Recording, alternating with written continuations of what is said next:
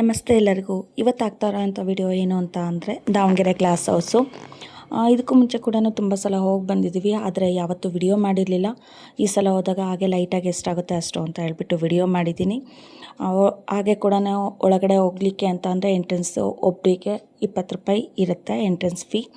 ಮತ್ತು ಕೂಡ Saturday Sunday ಏನಿರುತ್ತೆ ವಾಟರ್ ಫೌಂಟೇನ್ ಎಲ್ಲ ಇರುತ್ತೆ. ಅದರಲ್ಲಿ ನಮ್ಮ ಕರ್ನಾಟಕ ಕನ್ನಡದ ಬಗ್ಗೆ ಈ ರೀತಿಯಲ್ಲಿ ಸ್ಟೋರೀಸ್ದೆಲ್ಲನೂ ಡಿಸ್ಪ್ಲೇ ಆಗುತ್ತೆ. ತುಂಬ ಚೆನ್ನಾಗಿರುತ್ತೆ. ನಾವು ಹೋಗಿದ್ದು ಅಂತ ಅಂದರೆ ಮಂಗಳವಾರ ಆ ಥರ.